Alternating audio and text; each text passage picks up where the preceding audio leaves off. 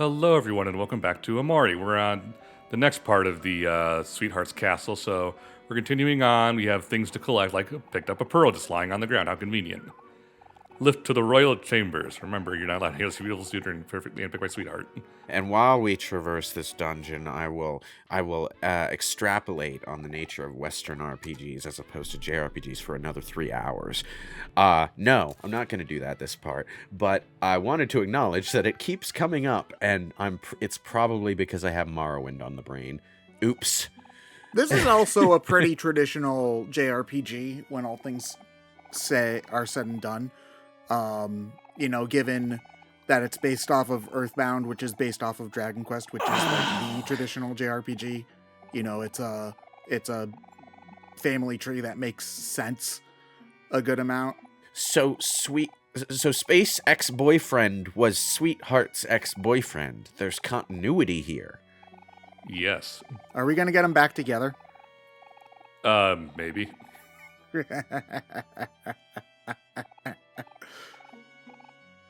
And smash. Oh, it fell across. It fell apart of you anyway.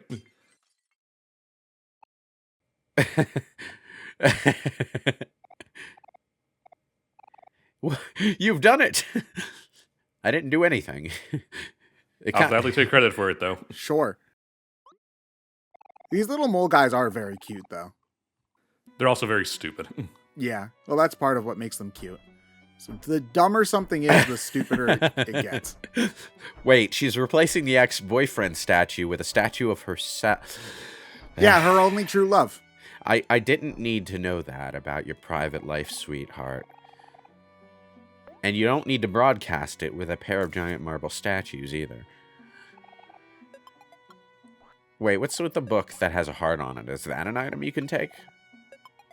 It's usually sparkling if it's something you can take. So. Oh, okay. So it's just a background object. Free heal.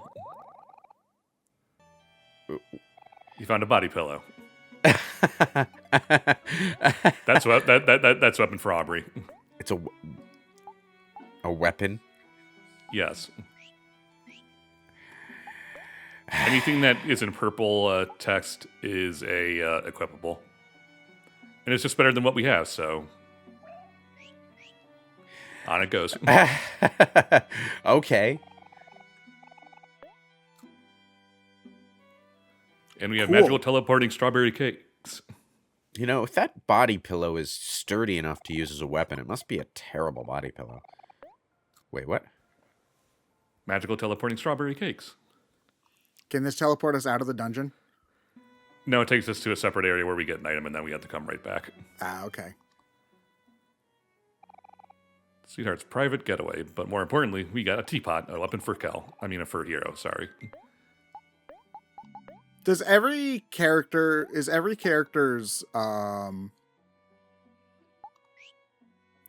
like real world weapon get reflected in the dream world? Yeah. Okay. Like Kel uses balls, Aubrey uses battering weapons, and Hero is a cook, so he has cooking items. Okay. Meanwhile, Omori just uses a knife. Okay, so very bizarre and like not like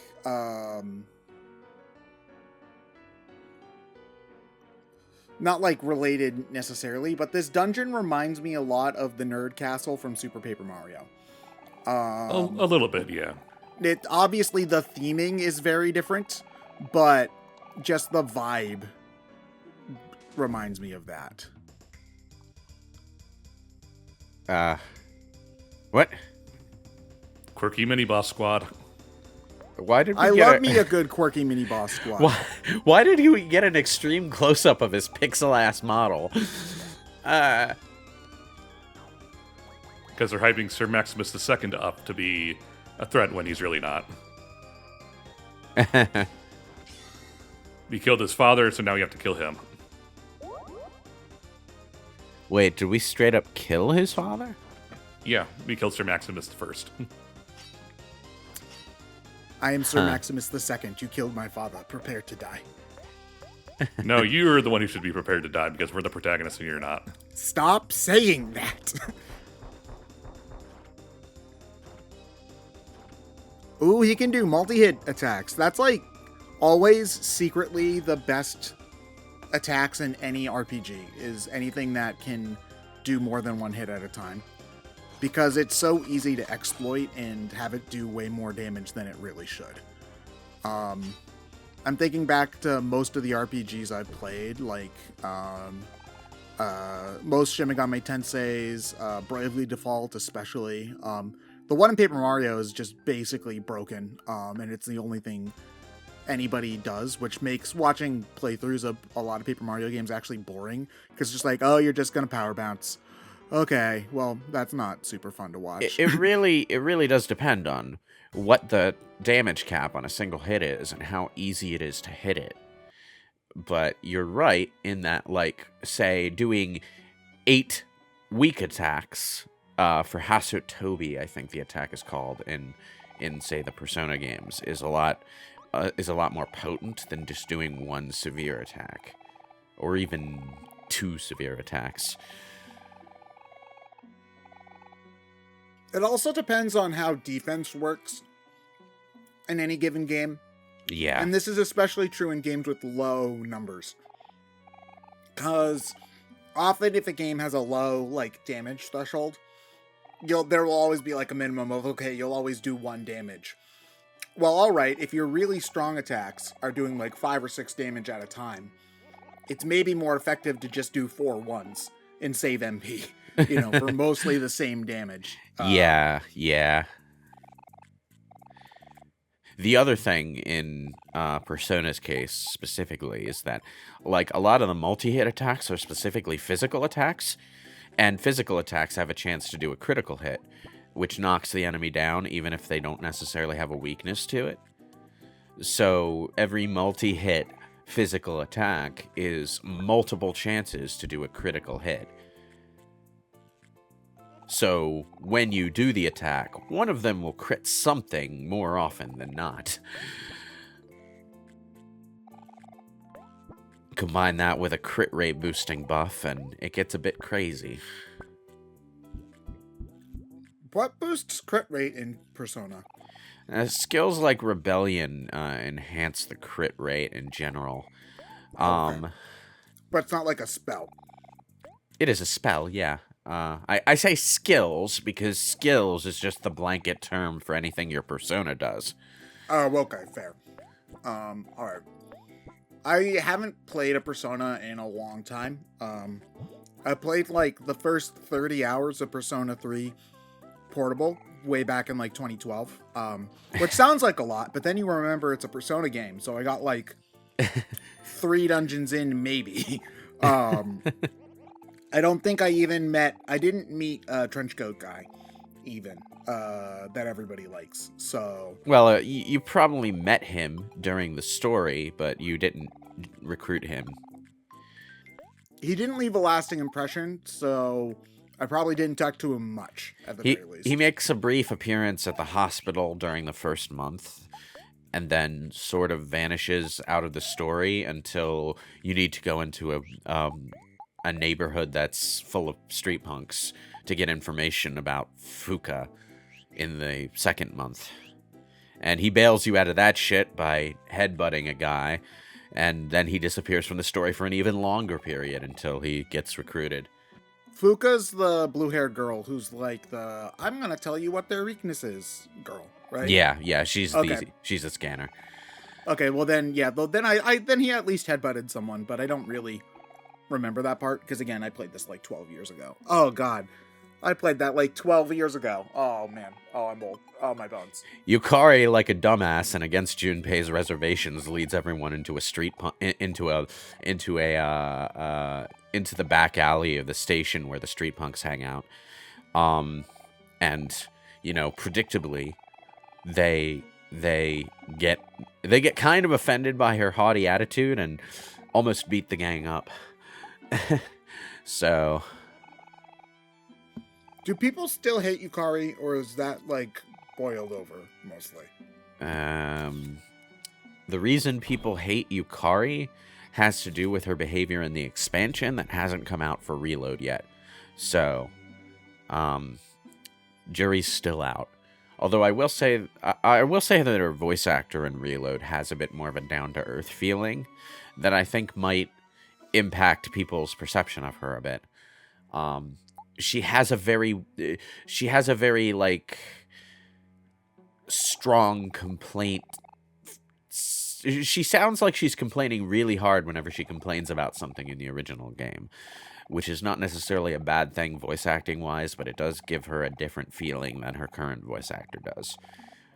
I notice that that's often something that turns people away from characters, is when they're really whiny is not the right word, but like, even if it makes sense in character for them to not be happy about the situation and speak up about it, a lot of the times people will get annoyed at that kind of character behavior. Yeah. A good example of this is in Shin Megami Devil Survivor, where one of the main characters, Yuzu, for the brief synopsis, in Devil Survivor, you're trapped in a demon-filled lockdown in the middle of Tokyo where everything's trying to kill you and you haven't eaten in like 3 days. And then people are like, oh, Yuzu whines so much. She's so... It's like, bruh, she's 17 years old and is at the verge of dying literally every second. Leave her alone.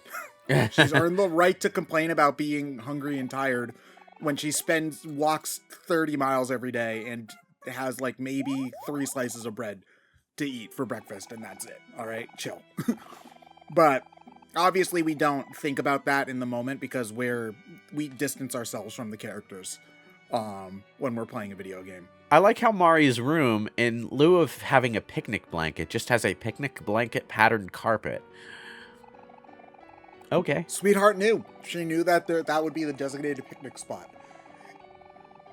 Even though they're supposed to be outside, but whatever. Okay, so there's already a Sir Maximus III? Yes. How fast do these things reproduce and age? So they're sprouts, so they're technically babies, baby plants. Well,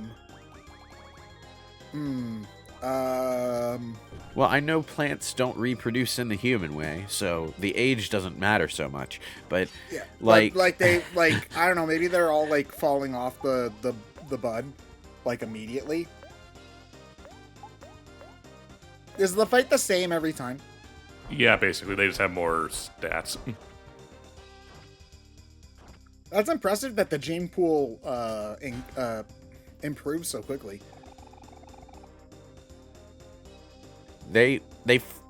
Okay, so this brings the apple doesn't fall far from the tree to a far more literal interpretation, but like they literally all have the same personality and dialogue. Okay, that's funny. And the same ultimate attack. Yep. So what happens when you get sad again? When you're sad, you take less damage at the cost of losing MP when you get hit, and you have a emotional affinity over, I think, angry. But I could be wrong. It could be happy. I'm not entirely sure. I don't really care about using the weapon triangle all that much. Is there a hard mode in this, or is it like only one difficulty setting? It's just one difficulty. Okay. So, when you say that there are other dungeons that you go through when you just do the fantasy world route, is that because Sunny goes back to sleep and just has additional dreams? More or less, yeah. Huh. Interesting. Also, there is a Sir Maximus IV. You can find him in a bar drinking his sorrows away. What do you get for beating him? You don't fight him. Oh, okay. Good, he gave up. Yeah, that was the smart call. So, why is the water red? It is not fruit juice. Huh. Okay, that doesn't... It doesn't say specifically what it is, but it says it's not fruit juice. Oh. It's probably meant to be wine, I would imagine, then. Obviously, though, we can't say it's wine because that would increase the age rating. It's so- already M-rated, so This game's M-rated? Damn. yeah. I mean, there is some pretty freaky-ass imagery, so that does make sense. Not to get too far and not to get into spoilers or anything, but the actual story involves some pretty heavy stuff, especially in the real world section. So That's a good point. Hold on. Now I gotta look up what it says on the box. okay, so the statue damaged you? For 1 HP, yes. Oh, okay. Oh, I put in Omori MSRP instead of ESRB. Wow, I'm an idiot.